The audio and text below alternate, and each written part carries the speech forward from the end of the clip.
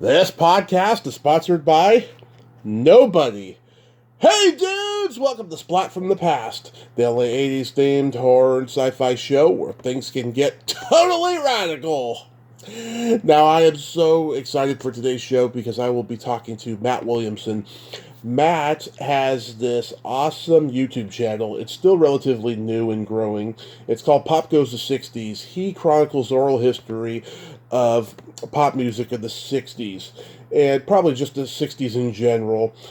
He's a real historian when it comes to 60s rock, and I had seen him on a couple shows recently talking about the Yardbirds, and I thought it would be great to reach out to him to have a deep dive on the Yardbirds, since Five Live Yardbirds turned 60 this year, one of the best debuts in history, in the history of rock and roll.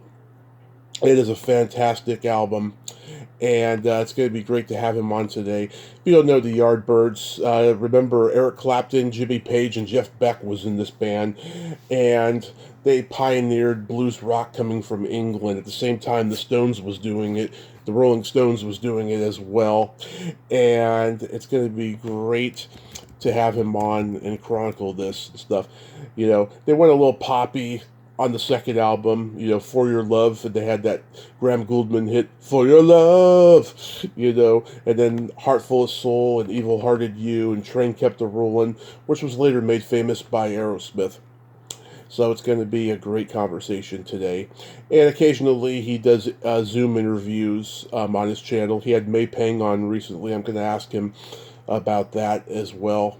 And it's going to be awesome as March Madness is winding down. Got some real toe curlers coming up, and this is one of them.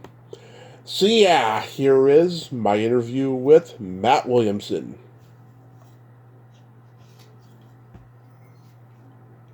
Hey Matt, welcome to the show. How are you today?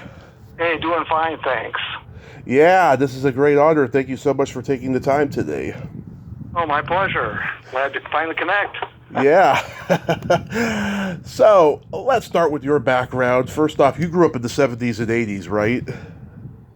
Yeah, I was a kid in the 70s, high school and college student in the 80s.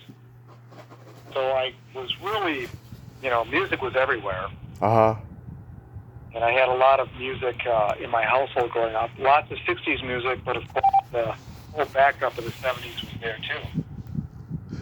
Yeah, I mean, I grew up in the 80s and 90s, and I had baby boomer parents. That's why I love the 60s. Is that how your love of the 60s began? Well, my folks had some 60s stuff, but basically it just happened to be the records that were lying around. So I had my buddy that I grew up with next door. He had 7 older brothers and sisters, so that was almost all 60s stuff. Yeah. And I just kind of took to it. Yeah. You know that Beach Boys song, I Just Wasn't Made for These Times? Well, I think that describes us to a T. Yeah. So, do you come from a journalist background? Well, my background is marketing. So my background is Oh. design, and mainly design, and video production, and just overall marketing strategy, writing, things like that. I see. So you never had inclinations for researching and journalism and stuff like that. Well, I've always been a researcher. Mm-hmm. So journalism goes hand in hand with that. And in college, to get my degree, it was in the College of Journalism and Communication. So I had to do a fair bit of writing. And I never felt I was ever a natural writer, but I've gotten better as I've gotten older. It's a necessity, really. Yeah. So, what age did you start getting into the Yardbirds? Let's see, I'm trying to think, I didn't have any Yardbirds singles in the 70s. The first thing I picked up was a cassette tape in the very early 80s. Mm-hmm. So in the 80s is when there was this rebirth of 60s music. And there was a cassette I bought, but it only had 5 songs on each side. One Yeah. was the Yardbirds, and the other side I think was either the Kinks or the Animals. I had several tapes like this, just organ-based and stuff. That was my introduction. I know a few of these songs. I had heard Heart Full of Soul and Shapes of Things and For Your Love. Yeah. Those two songs for sure. But somehow I had heard those through the years growing up in the 70s.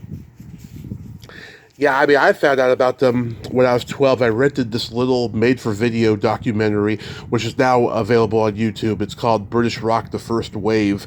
And I was already a fan of the Beatles, the Rolling Stones, the Kinks, and the Who, thanks to my dad. But, these guys, along with the Hollies, the Animals, Manfred Mann, the Zombies, I had never heard of these guys before, and that's how I discovered them. And I was like, wow, I mean, the British invasion was a huge thing back then. Yeah, for sure. And, so the only other, in the 70s, the only other British invasion group I had my buddy Dan and we had a few Beatles records that were like our favorites. Mm-hmm. We had, like one Herman's, a couple Hollies. I had some Hollies records. And Dan had Honky Tonk Woman by the Rolling Stones. So we had a good representation, I guess, for 3 or 4 year olds. Yeah.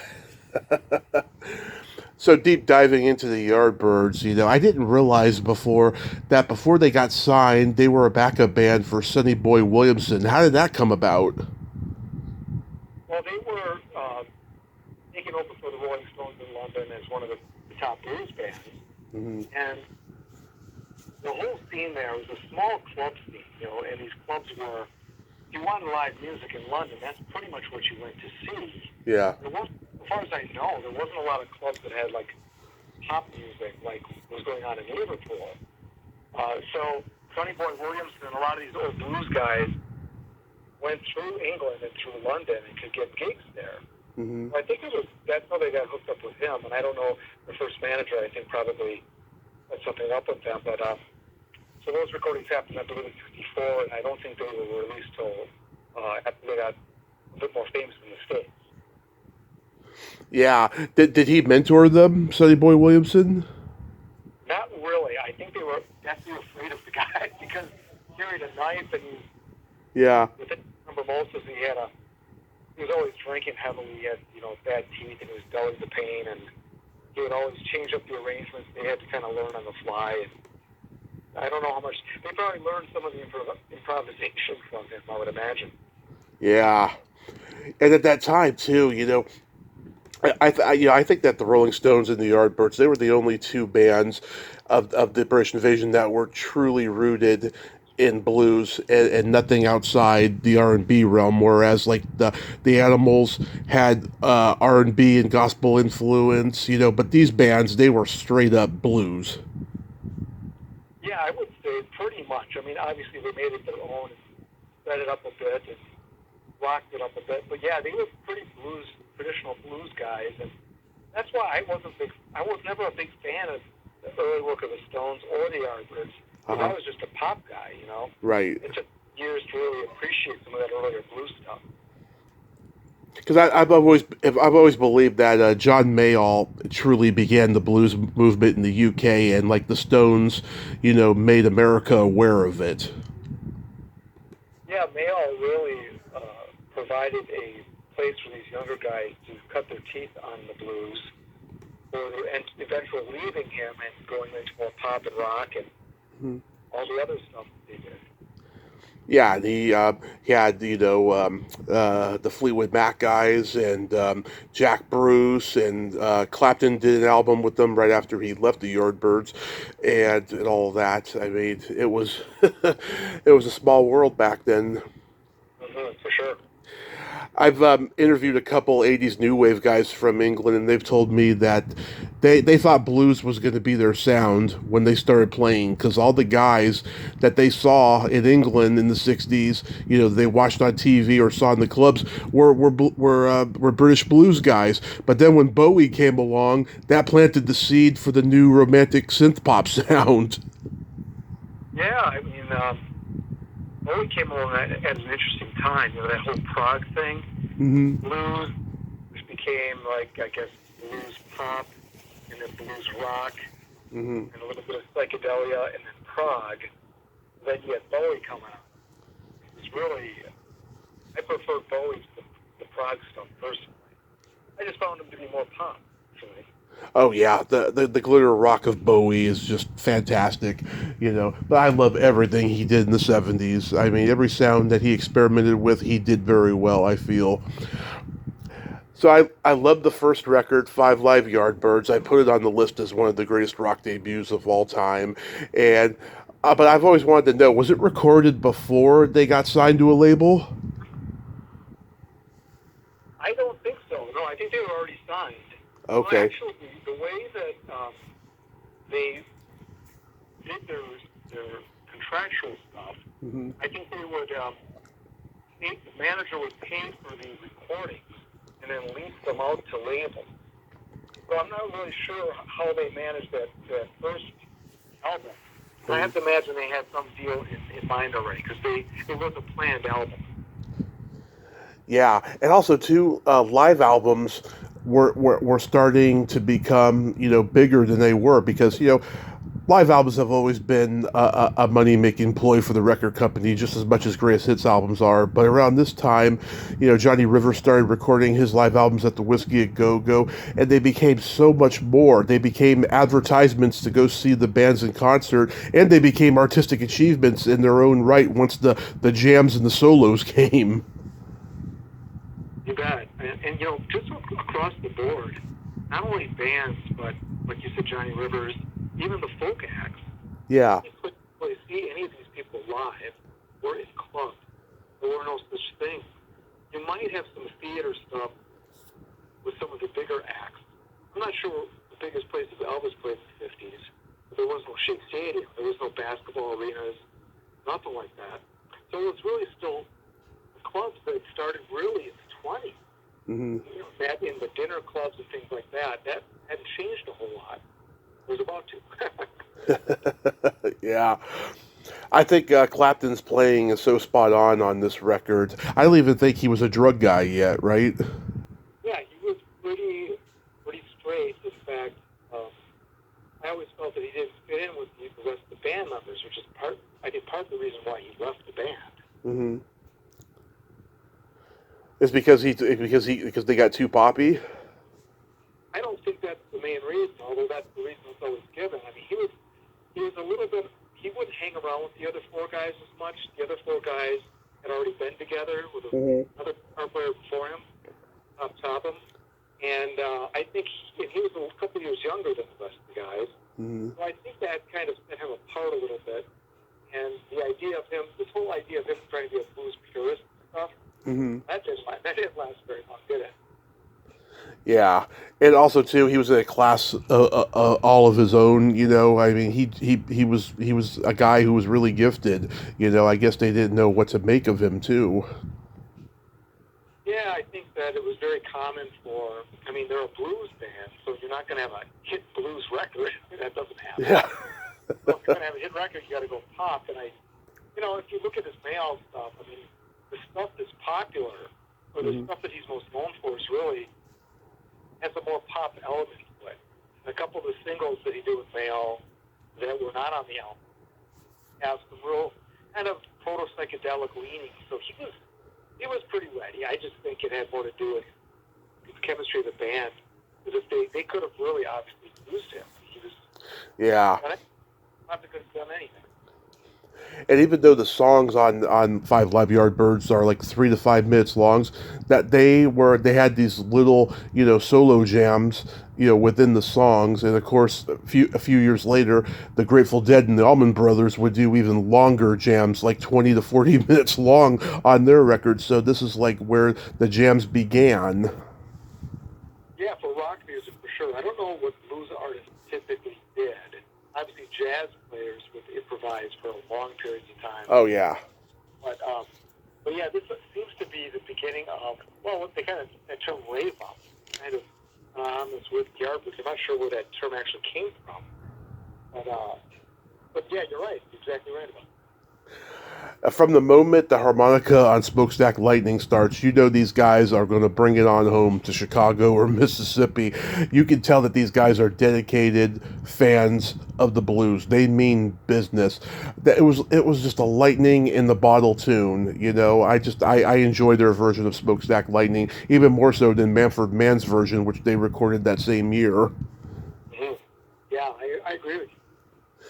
Yeah, and something I didn't realize though, on their cover of Chuck Berry's Too Much Monkey Business, they play an almost country rockish kind of riff, the kind that Clapton would play years later on Lay Down Sally.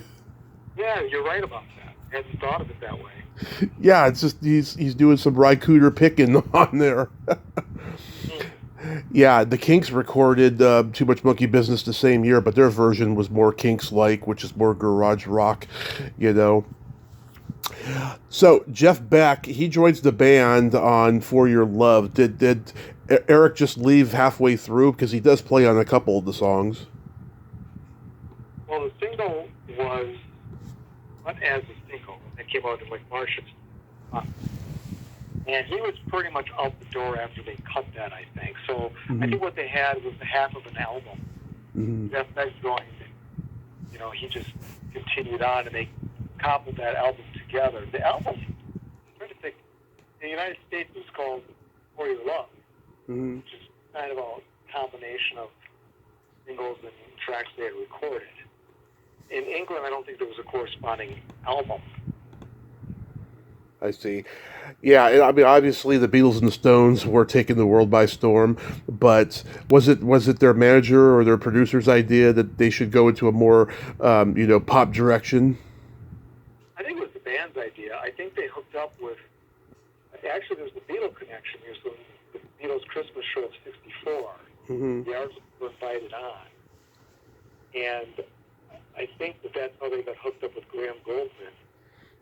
So I think that was one of the ways. I think the Yardbirds certainly wanted to become popular, and I think they thought that For Your Love was a good vehicle for them. I mean, they could have rocked it up more, I suppose. I think the song's a great song. I think it's perfect early 1965 pop, and it was a worldwide hit. So, I mean, I think they were on the right track. I mean, a lot of bands, you'd have more of a poppy single, then you could be more bluesy on your albums, like the Animals or even Manfred Mann. That's kind of how they did it. They understood that, hey, if you want to be popular, you got to have a pop song. So they would do that on the singles, and on the album they'd be a little more serious. The Yardbirds, I don't think ever really thought much in album terms. Well, it's funny, the song For Your Love, I don't hear any traces of blues on the song whatsoever. Instead, I hear pop with a little bit of snarky garage rock beat, and even pre-psychedelia with the echoing effect. Exactly. Yeah, I think that the Yardbirds, like it or not, for whatever reason, they just kind of, their music lended itself to these kind of early psychedelic flourishes that became, more commonplace in 66 and 67. Yeah. Now, Graham Gouldman, he wrote both For Your Love and Bus Stop for Herman's Hermits, and when they did it, I guess they didn't do well on the charts in England, so the Hollies got Bus Stop and the Yardbirds got For Your Love and became huge hits for both bands. Did they actually give Bus Stop to Herman's Hermits first? Yeah. Because I was always kind of unsure of how that unfolded, because Peter Noone kind of tells it that way. Yeah. I don't know that I trust him. But obviously, there's first Goldman hit was probably For Your Love, and I think Look Through Any Window would have been right around the same time. So anyway, it gets kind of convoluted. Yes, incredible that guy didn't have a hit of his own, really, so much later. Yeah, I don't know the numeral order of which one they did first, but I know that they did them both. They didn't do well, and then I'm Into Something Good from Goffin and King was their breakout hit. There you go. Yeah, that was. Yeah. Yeah. I love that version of I Ain't Got You that's on For Your Love. Even though it's too short, I just love it. I don't know, they do a really good version of it, I think. And I Ain't Done Wrong kind of sounds like the origins of Led Zeppelin, even though Page wasn't even in the band yet. Yeah, it's very true. Yeah, I just the style of playing, but it's Beck who's playing, not Page. Correct. Yeah. Yeah, God, that's just fabulous.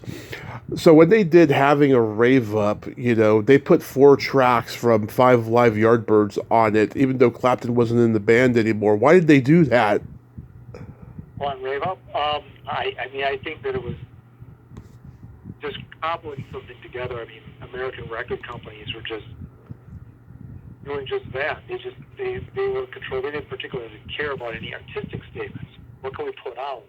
Yeah. And I say that Having a Rave Up with the Yardbirds is a very generous album because there's almost 40 minutes of music, or 30, something like that. It's one side is 20 some minutes long, which is unusual for a pop record in those days. Mm-hmm.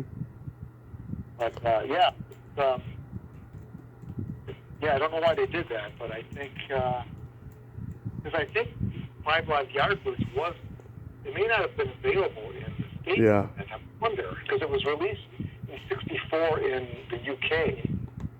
I know it did chart, but maybe it wasn't released in the States until later.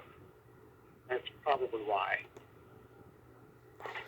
Yeah, because there was a trend later in the late '60s where people were doing half studio and half live albums. Of course, Cream did Wheels of Fire, and then the Allman Brothers in the early '70s did Eat a Peach and stuff like it. This is probably the first one of those, right?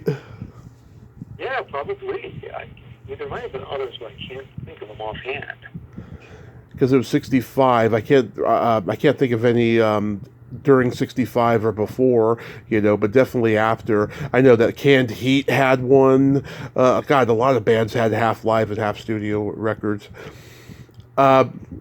Heartful of Soul, that has to be their most covered song, even though Goldman wrote this one as well. It gets covered more than For Your Love, and that song was their only top 10 hit. Rush covered this on their Feedback album and various others I'm blanking on right now, but people remember Heartful of Soul just as much as For Your Love, you would say. Yeah, well, Heartful of Soul was, I guess, the biggest charting hit in England. Uh-huh. Number 2, For Your Love was number 3. Evil Heart, they had a good run there. Evil Heart You was number 3 as well. Yeah. But, but Heartful of Soul is one of those, again, with that fuzz guitar, that really is pointing toward things to come. Evil Hearted You is a nice one as well. Train Kept a Rollin' was later covered by Aerosmith, and they still do that live whenever they get together. They kind of made it more famous, would you say? I never heard their version.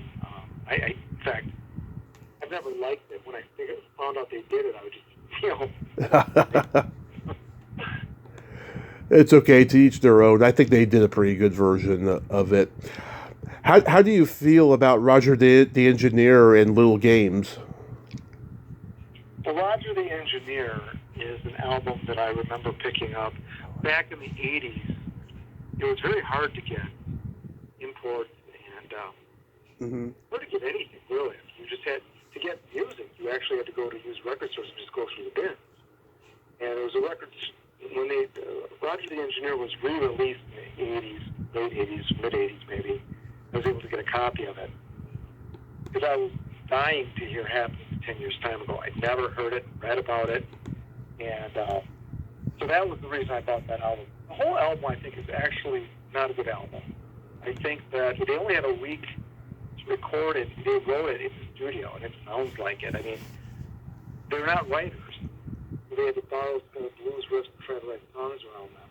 It's really a shame that they couldn't take the proper time to craft a really fine album because they had, especially when Page joined, back at Page, anything that you could reach quota with those two guys that would have required more time and finesse and an opportunity to, use your best asset, which is your guitar players.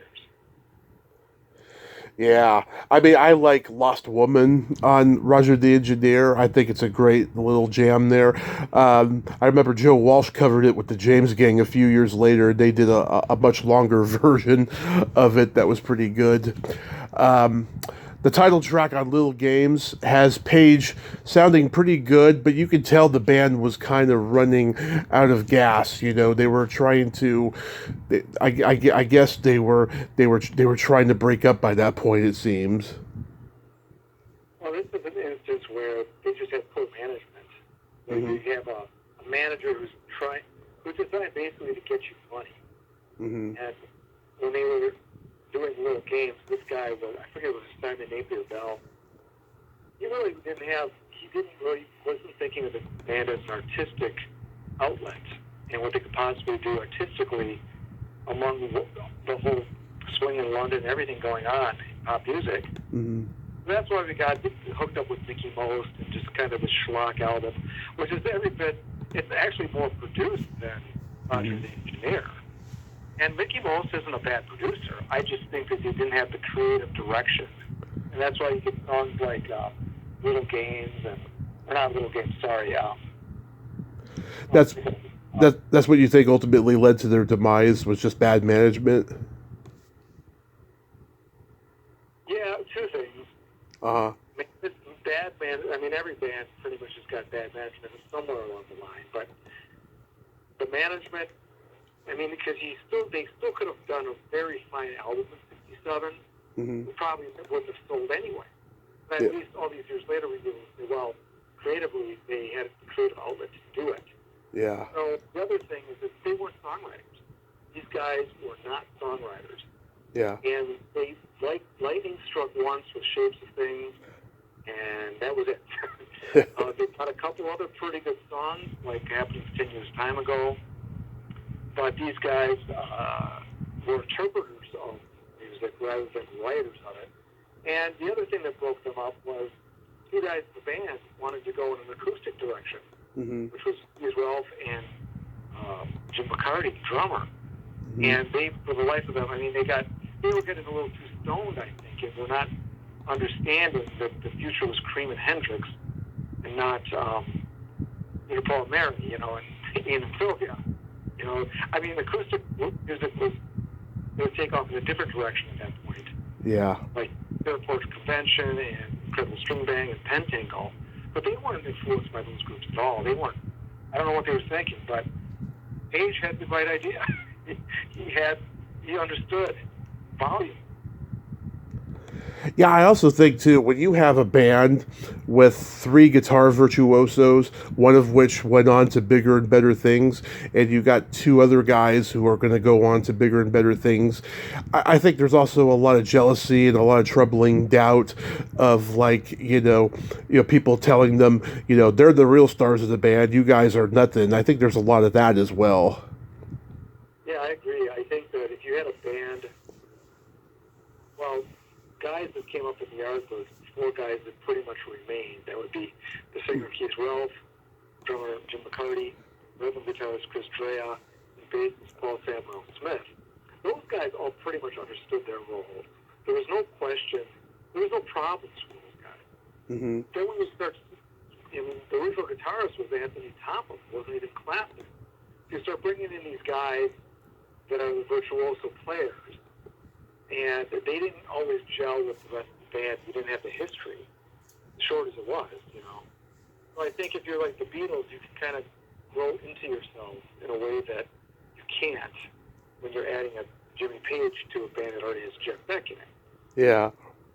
If you had good leadership, leadership meaning the band and vision, which these guys were young, you can't expect too much. But if you listen to the song the Page and Beck cut in early '66 called Beck's Bolero, that was cut in March of '66. Now that is just way out in front of anybody. And if they could have harnessed that and said, wait a minute, this is the direction, this is what the Yardbirds should be doing.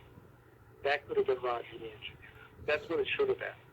But nobody had the vision. Everybody's just trying to make a buck. And the manager of the Yardbirds at the time was pushing Keith Ralph into a solo direction. It wasn't because Ralph could do it. It's just, let's just throw it out on the porch and see if the cat licks it up. They didn't care.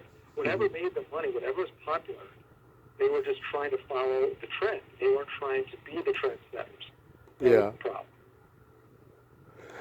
Yeah, bands like them and the Zombies and Spencer Davis Group, they all had this short window of influence, but still, they just couldn't keep it together. It's very interesting, their arc. Yeah, and oftentimes being the trendsetter doesn't always translate to sales.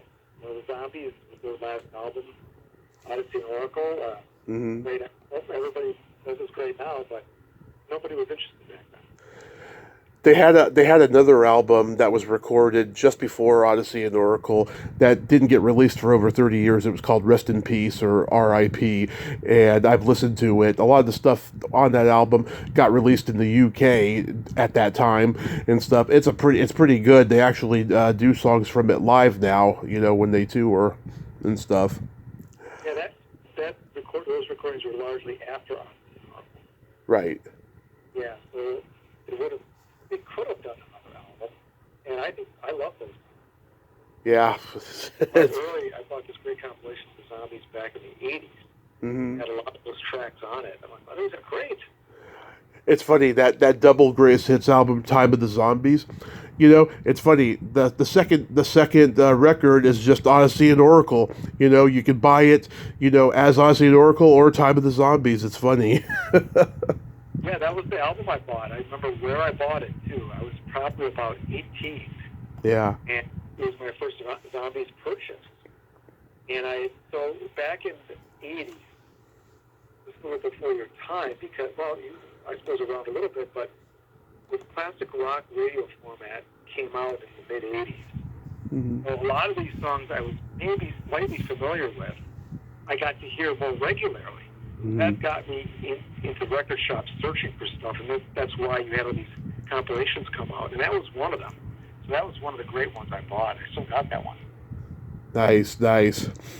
And also, with Clapton, Beck, and Page, them going on to bigger and better things, right? Ralph and McCartney, they had a progressive rock band with two female lead singers called Renaissance. Yeah, before that they tried to cut some other tracks as a group called Together, which was more acoustic-based, psychedelic, which didn't really go anywhere. But yeah, they were trying to branch out on their own, and Renaissance did a little bit, but they're not, they're more known for the Yardbirds ties than to anything, I guess. Right. So how long have you had your YouTube channel, Pop Goes the 60s, for? Pop Goes the 60s has been around for 4 years, Okay. and I've been doing a steady stream of 60s bands and 60s band histories. Yeah. My Yardbirds one, I was very happy to do that one, get that one off my list, because that was a very satisfying one to do, because there's a lot of little twists and turns that people don't know, and I try to talk about the reasons why these bands wound up making the decisions they did, or not having hits, or management is oftentimes the thing I like to focus on because that is so important. But the YouTube channel is doing well, and I'm working on stuff as we speak here. Yeah, you do videos where you talk, minutia of whatever 60s rock subject you want to take on. And occasionally you'll do a Zoom interview with somebody. Like I saw recently you had May Pang on, and I thought it was pretty cool. So, like, you met her in person first? I did meet her. She came through my town on one of her art exhibits, her photography she's selling. Mm-hmm. She's been doing that quite a lot last 2022, 23, I guess. And not a bad way to have that and sell documentary that she did as well. Yeah. Have you seen the documentary? I have seen it. I was actually impressed with it. Mm-hmm. Called The Lost Weekend, A Love Story, and it's now on streaming. And I was really, I watched it with my wife, and she really appreciated it because she doesn't have a musical background. Mm-hmm. And I thought it was very good. I liked the way they produced it with some of the animation and different things. Mm-hmm. And obviously, it's her story, so there's kind of this romance that goes along with the whole thing. John Lennon is a romantic character anyway in terms of fans romancing the whole topic. So she actually gave some legitimacy to the romance. And for that year and a half, it was actually a literal romance that he didn't really seem to have after that. So, I think it's interesting for that alone.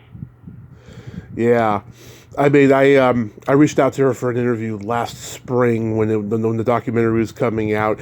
She told me to like book it through the producer of the movie, and I've done that before, but I'm not comfortable doing that. So I was just like, I'll pass, But I know other people who have interviewed her for it and stuff, and they did a good job with it. You did a good job interviewing her as well. Do you hope to have more music icons on your show?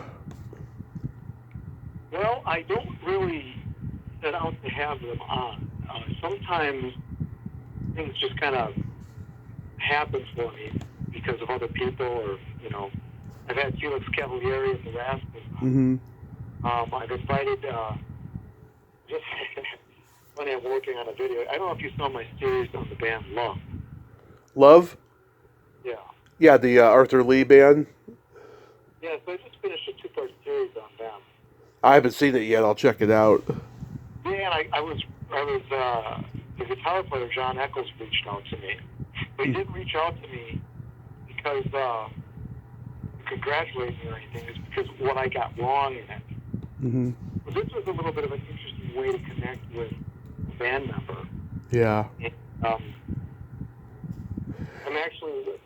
preparing a third part of the video. It's more of a recap. Sometimes I'll do a recap after I do a band history, which may be several parts.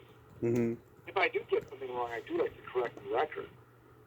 There are also commentary that I like to include from people that leave comments on the videos and things like that. Yeah. Good to get sometimes some people really make some excellent observations. I like to include that to my audience because it's very valuable. And I mean, I can't. There's only so much I can offer without adding some other people's great observations and their knowledge as well. Yeah, the guitarist who died, Brian McLean, his sister is Maria McKee of the '80s band Lone Justice. I interviewed her a few years ago, and she told me, she's only a decade younger than he was. She remembers going to the Whiskey a Go Go when she was like 9 or 10, and seeing the band play, and she wasn't even supposed to be in there and stuff, and she saw how wild and crazy it was. Wow, that would have been so fun to see that. Be a fly on the wall. One of those shows would have been great. Yeah. Have you met a ton of rock legends? No, very few actually. One of the things I do is I typically am not interested in talking to anybody right until after I've done a video history on them. So the main reason that some of the history that some of these band members tell is horribly biased, and I do better off reading as much materials on them, gathering quotes over many years and from many different publications, get as balanced of a reading as I can, and then I offer opinions of what I think after that. So I mean, I would like to talk to more. I do plan on a couple, but I may approach a couple now that I've done band histories on them. And it's always kind of interesting because, they might not agree with what you said. But I mean, I give my readings on all these bands a pretty fair shake, and there's really very little fanboyism that despise that, and that really allows you to tell a more balanced story. I just let the pieces fall where they may, and if I do make a mistake, I don't mind correcting the record because I'm just an interpreter of the history, trying to put it together in a video collection. Of sorts. Yeah. It's really my goal. I mean, I've interviewed a lot. I mean, I talked to Question Mark from Question Mark and the Mysterians a few years ago. Really? Oh, he's nuts, I'll tell you. He's nuts. He's a talker, that guy. Susie Quattro, Peter Alpin from Big Brother and the Holding Company. Also met him in person. Very nice guy. Dean Torrance of Jan and Dean. Merrill Fankhauser. He's the guitar hero from many short-lived bands in the 60s, including the Impacts. They did Wipeout before the Safaris. That song was stolen from them by the publisher of their version. I never knew that. So Fankhauser was in that. Okay. I'm a fan of his, actually. Yeah. Of his album. Yeah, if you hear the Impacts version of Wipeout, which is on YouTube, right? Okay, you know how in the Safaris Wipeout, it goes from the drum solo, and the twangy guitar sound. Well, those were not existent in the Impacts version. The Impacts version has all that improvisational chaos you hear after the drum solo in the first minute or so. That was the entire song. There was no drum solo. And when they heard that on the radio, they were pissed. They tried to go through legal channels and everything, and there was no proof, sadly. Wow. Yeah. Yeah, I had no idea. Well, that was not unusual for that to happen in those days. Oh, yeah. It still goes on to this day, it's we got AI coming now. God, I hate to see what's going to happen next with that. But yeah, I mean, the music arena is tougher than the movie arena. Musicians seem to have a lot more boundaries and much more guarded than actors are. It took me 4 years. Actually, not 4 years. It took me 2 years before I interviewed my first musician on the show, and that was Marv Ross from Quarter Flash. Other than that, it took me a while to get musicians. My favorite interview I've ever done was with the musician Gina Shock of the Go-Go's.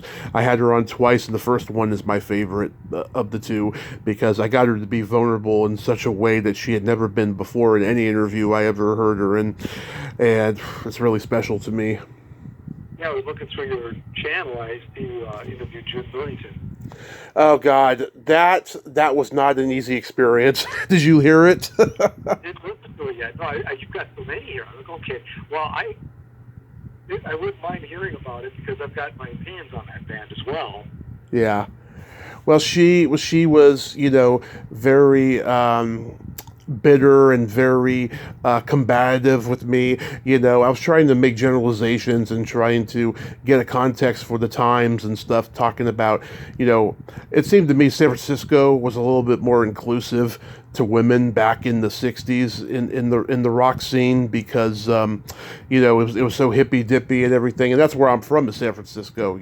I can tell you in my lifetime, San Francisco has been very covertly discriminatory, even though they have the overt banner of be yourself and be free, be inclusive and all that crap. I can tell you it's not true, and she was just not a good interview for me. Yeah, I some more recent things of her, and I just think she's making excuses for the reason her band didn't become famous. Yeah. And I can tell you why they didn't become famous. It's very similar to the Yardbirds. Uh-huh. They didn't have good songwriters in that band, and they didn't have a great singer. Imagine if they had like a Ann Wilson or a Joplin. Mm-hmm. They were great. Fanny was great instrumentalist, great players. Yeah. But I mean, their live stuff sounds way better to me than their studio stuff. It just doesn't work. I know. It's crazy. I am going to reach out to Patty Quattro in the future. I know some people who know her and stuff, and I've listened to her podcast. She has a podcast with somebody else called Rock and Roll Survivors that's pretty good, so I'm going to reach out to her eventually. I noticed you did a Cowsills history episode. Have you ever met or interviewed them? No, but they're somebody I would consider approaching because I'm a big fan of them. I know they've got a podcast of their own and they're touring, and I don't have any of their contact information. I'll have to start looking into that. But there's somebody I would love to talk to them. Yeah, I've had Bob and Susan on each separately. I had Bob on during the pandemic. Sadly, Bob doesn't remember me. He's never gotten back to me about coming back on when the new album came out. And Susan, I DM'd her husband on Facebook, and he connected us. Not right away. It took a while because they were extremely busy from the time I approached them until, halfway through the first leg of the tour and the album coming out. And Susan's one of my very favorite interviews. She is just an awesome sweetheart of a person. I'll have to check that out on your channel here because, she's somebody, the way I wouldn't mind interviewing them, and I don't know that I would want to do them all at once. But because, there's a lot of voices. But I think that would be a good interview. And she obviously was very young. Yeah. He was often probably more because he just was older. It was more part of the creative process. Yeah, I think she liked it that I asked her about her album Lighthouse, her solo album, and I love that title song. She told me about the details surrounding writing that song, and I think she appreciated that a lot. Very cool. So do you have anything upcoming you'd like to mention? Upcoming? Well, I do not have anything that I can share other than plenty of bands coming. Let me tell you, your listeners at least, what the bands I have done. Please check out my channel, Pop Goes the 60s. They can look them up. I've done The Association, The Loving Spoonful, Green, The Poetry and the Raiders, Cowsville, Marianne Faithful, The Kaleidoscope, Rascals, and many others. So I really enjoy doing those. I've got several that I'm working on for 2024 here, and the biggest one I did the Beach Boys, which is a six-parter. That was a really difficult story to tell, actually, and took my time with it, and it turned out I'm very proud of it. And I think I'll be doing jumping back between very famous bands and very obscure bands, so people get the best of both. A lot of these people are learning. My greatest compliment I get is that people learn something about bands they've followed their whole lives, and they learn something from my videos. So I like to go pretty deep on some of these things, but yet keep the story tight. Yeah, I saw the Beach Boys in 2016. It was Mike Love and Al Jardine were like the only two original guys, and John Cowsill was the drummer, and they were great, Yeah, I'm trying to get Carney Wilson on the show. I have a connection. We have some mutual friends, and hopefully I'm going to be able to make that happen this year. I'm a big Wilson Phillips fan because they stay true to their family's roots, Yeah, I guess they did. I remember when they came out, and that was a time when a lot of this 80s, 60s stuff there was this revival, so it kind of made sense to me. I'm a big Mamas and Papas and Beach Boys fan, so it was great. Absolutely. Well, Matt, I thank you so much for coming on today. I enjoy your channel, and I hope to see it keep growing. And I hope you interview more people and, keep on doing what you love. Maybe even have a book in you. Maybe so. I think I do. Awesome. You have a great day and be safe out there. You too. Thank you. Thank you. Bye-bye. Well, there you have it. Matt Williamson, ain't he a cool dude? That was a nice little talk about the Yardbirds and his channel, talking shop a little bit there. I'm so glad we got to talk today. It was great. Well, until next time, this is Tommy Throwback Kovac saying there's no shame in living in the past because the present sucks. Later, dudes.